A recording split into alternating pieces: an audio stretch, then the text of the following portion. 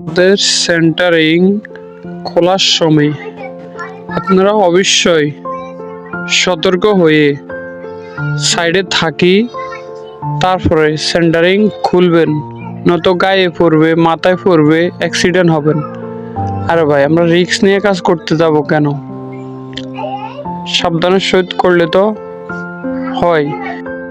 আপনারা আমাদের মধ্যে এরকম ভুল করিয়েন না। ঢালাইয়ের আগে মিস্ত্রিদেরকে বলছি সব সিটগুলো চেক করার জন্য, তারা চেক করেন নাই। দেখেন সিটগুলো সবগুলো আটকে গেছে।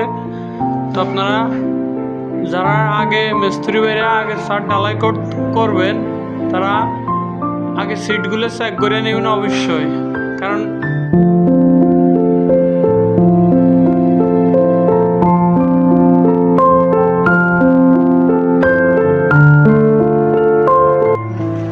কাদিরেশ্বর মোহাম্মদপুর বাইবে মার্কেটের পশ্চিমে এই ঘরটি মোহাম্মদ হুজুরের ঘরটি করা হইল। খালি প্লাস্টার বাকি আছে, ছাদ দিয়ে আজকে সেন্টারিং ক্লিয়ার খুললাম। এই হলো রুমের ভিতরে, একটা বেডরুম, একটা ড্রয়িং রুম, একটা কেসিং রুম। এই হচ্ছে প্রথম ঘরে প্রবেশ করতে ডাইনে রুমটা, বেডরুম। এ হচ্ছে ডাইনে অপরটা, এ হচ্ছে আপনার ড্রয়িং রুম। এটা হচ্ছে কেসিং রুম যেটাকে বলা হয়, এটা হচ্ছে কেসিং রুম। এ আর একটা বেডরুম। এখানে একটা জাদুর বাক্স আছে দেখেন, ওরা বলছে একটা সেল দেওয়ার জন্য, তাই বাড়তি রড, সিমেন্ট, বালু, কংক্রিট খরচ না করে বাথরুমের ফলসাদের উপর একটা সেল ব্যবস্থা করে দিয়েছি।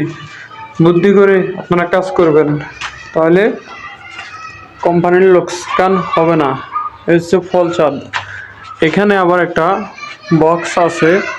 ড্রয়িং রুমে অনেক সময় চেয়ার, টেবিল অনেকগুলো বাড়তি হয়, তাহলে এখানে একটা দরজার লাগাইয়ে এখানে রাখতে পারবে বা গ্লাস দিয়েও রাখতে পারবে। এই হচ্ছে আপনার টয়লেটের ফলসাদ।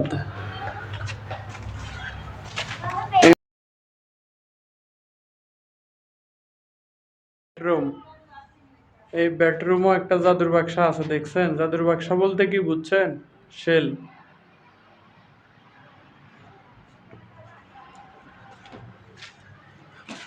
এই হচ্ছে আপনাদের সিঁড়ি। চলেন আপনাদেরকে ফোর্সেস ছাদটাও করে ফেলছি, ফোর্সেস ছাদটাও দেখাই। এই হচ্ছে ফোর্সেস ছাদ।